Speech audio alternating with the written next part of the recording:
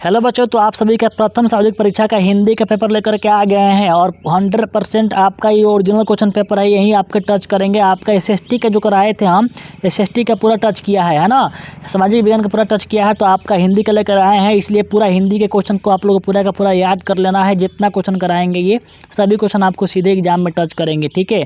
तो जितने question paper है ये आपका करा रहे हैं हिंदी का, ये पूरा का पूरा आप लोग को याद कर लेना है, ठीक। और हर एक क्वेश्चन को आप लोग को अच्छे से देख लेना है, ठीक। चलिए हम देखते हैं क्या कर दिया है क्वेश्चन। सभी क्वेश्चन के आंसर बताएंगे, आप लोग को इसे याद करना है। देखिए पहला क्वेश्चन क्या बोल रहा है। पहला क्वेश्चन बोल रहा है भीमराव अंबेडकर ने किसे मानवीय अधिकार दिलाने के लिए अथक संघर्ष किया है। तो किसको किया है, तो अछूतों का। ऑप्शन नंबर ए इसका बिल्कुल करेक्ट आंसर हो जाएगा बच्चे, ठीक है। आप आगे देखेंगे, क्वेश्चन नंबर देखेंगे 2, जाति प्रथा क्या है। तो जाति प्रथा जो है बच्चों वो है आपका दोष युक्त है, दोष से भरा हुआ है। Option number B correct answer हो जाएगा बच्चे, ठीक है। पूरे क्वेश्चन को बहुत अच्छा से देखेंगे आप लोग, ठीक है। क्वेश्चन देखिए 3 बोल रहा है, 20 के दांत कहानी किस वर्ग के अंतर्विरोधों को उजागर करती है। जो 20 के दांत कहानी आप लोग पढ़े होंगे वो किस वर्ग के अंतर्विरोधों को उजागर करती है। तो वो उजागर करती है आपके उच्च वर्ग के। कौन वर्ग के, उच्च वर्ग के, ठीक है। आगे देखिए, सेन साहब खोखा को क्या बनना चाहते थे। जो सेन साहब थे वो खोखा को इंजीनियर बनाना चाहते थे, इंजीनियर। ऑप्शन नंबर कौन होगा, आपके ए हो जाएगा। आगे भी देखिए क्वेश्चन नंबर 5, स्वामी विवेकानंद ने वेदांतियों का वेदांती किसे कहा है। स्वामी विवेकानंद ने वेदांतियों का वेदांती किसे कहा है। तो आपको बताना है कि वेदांतियों के वेदांती स्वामी विवेकानंद ने किसे कहा है। तो ऑप्शन डी होगा, मैक्स मुलर को कहा है। ऑप्शन नंबर डी इसका आंसर हो जाएगा, ठीक। क्वेश्चन नंबर देखिए 6 बोल रहा है कि मैक्स मुलर के अनुसार संस्कृत की पहली विशेषता क्या है। जो मैक्स मुलर के अनुसार है संस्कृत की पहली विशेषता क्या है, तो प्राचीनतम है। ऑप्शन नंबर सी इसका राइट आंसर हो जाएगा क्वेश्चन नंबर 6 का, ठीक है। आगे बढ़ते हैं, क्वेश्चन देखते हैं 7 क्या कह रहा है। भारतीय संस्कृति है ना, भारतीय संस्कृति देन है ना, अनेक जातियों की। ऑप्शन कौन होगा, इसका बी करेक्ट आंसर हो जाएगा। जितने भी स्टूडेंट आप चाहते हैं कि ऐसे ही आपको फाइनल बोर्ड एग्जाम में आपको हेल्प मिले, तो इसके लिए आप लोग चैनल से जुड़ जाइए, चैनल को सब्सक्राइब कर लीजिए, तभी आपको फाइनल बोर्ड का भी पेपर इसी प्रकार से आप लोग को कराया जाएगा, ठीक है। नाखून किसका जीवंत प्रतीक है। नाखून जो है किसका जीवंत प्रतीक है, तो पार्श्विक वृत्ति का। ऑप्शन नंबर ए हो जाएगा। गुणाकर मूल्य ने 8वीं तक किस भाषा में पढ़ाई की थी। तो याद रखेंगे बच्चे, गुणाकर मूल्य जो थे 8वीं तक पढ़ाई अपने मराठी भाषा में की थी। ऑप्शन नंबर इसका डी हो जाएगा, ठीक है बच्चे। आगे देखिए, गुप्त काल में कौन सी लिपि प्रचलित थी। गुप्त काल में कौन लिपि प्रचलित थी, तो वो थी आपके ब्राह्मी। ऑप्शन नंबर बी हो जाएगा करेक्ट। आगे देखिए बोल रहा है कि अमरकांत के व्यक्तित्व की तरह उनकी भाषा में है। अमरकांत के व्यक्तित्व की तरह उनकी भाषा में क्या है, तो फकडपन। ऑप्शन नंबर कौन होगा, सी होगा। क्वेश्चन देखिए 12, बहादुर पर कितने रुपये के चोरी का इल्जाम लगा था। तो बहादुर पर 11 रुपये का लगा था। Option number A correct answer हो जाएगा। नेक्स्ट सवाल, परंपरा का मूल्यांकन का लेखक कौन है। तो परंपरा का मूल्यांकन का लेखक जो है वो आपका है Ramvilas Sharma. Option number A होगा। नकल करके लिखे गए साहित्य की कोटि के होती है, कैसी होती है, तो अधम होती है। ऑप्शन नंबर सी। नेक्स्ट सवाल, पंडित बिरजू महाराज लखनऊ घराने के किस पीढ़ी के कलाकार है। तो 7वीं पीढ़ी के है। ऑप्शन नंबर सी हो जाएगा। रसीम है ना, रसीम वाजपेयी पंडित बिरजू महाराज के कौन है। तो क्वेश्चन नंबर 16 का आंसर हो जाएगा आपका ऑप्शन नंबर सी, शिष्य है, ठीक है। चलिए आगे बढ़ते हैं, क्वेश्चन नंबर देखते हैं 17। बोल रहा है कि अशोक वाजपेयी ने वृत्ति के रूप में क्या अपनाया। तो अशोक वाजपेयी ने वृत्ति के रूप में क्या अपनाया था, तो प्रशासनिक सेवा। Option number A. क्वेश्चन देखिए 18, अविन्यो फ्रांस का प्रमुख केंद्र रहा है।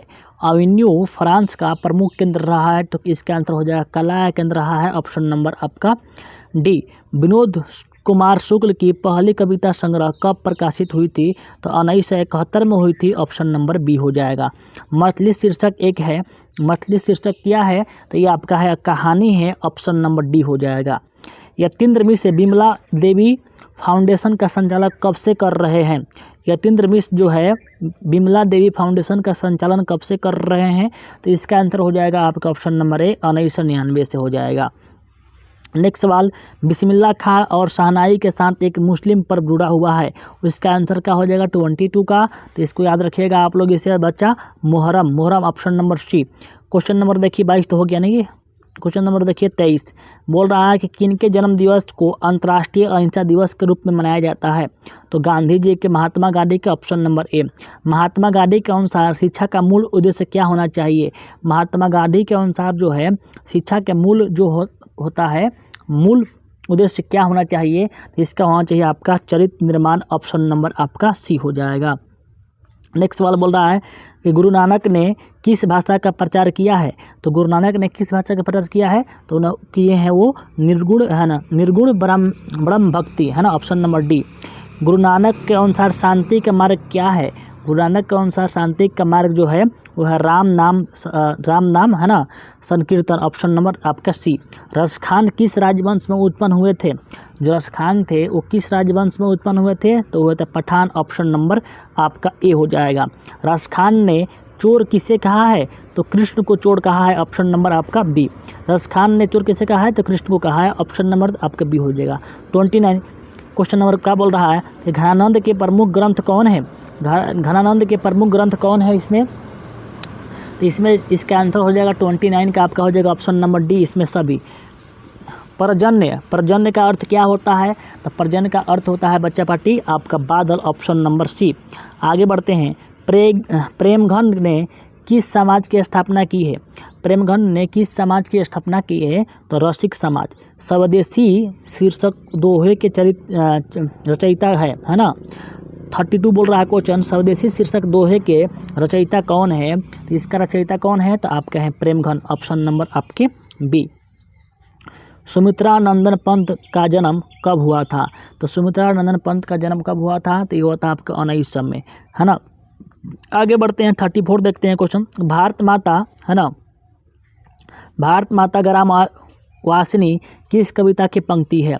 तो भारत माता ग्राम वासिनी किस कविता की पंक्ति है, तो ये कविता आपका हो जाएगा 34 के अंतर हो जाएगा भारत माता। ऑप्शन नंबर इसका सी। रामधारी सिंह दिनकर किस सदन के प्रतिनिधि रहे हैं। तो रामधारी सिंह दिनकर याद रखिएगा ये किस सदन का प्रतिनिधि रहे हैं, तो ये रहे हैं आपका यहाँ पर ऑप्शन नंबर ए हो जाएगा राज्यसभा का।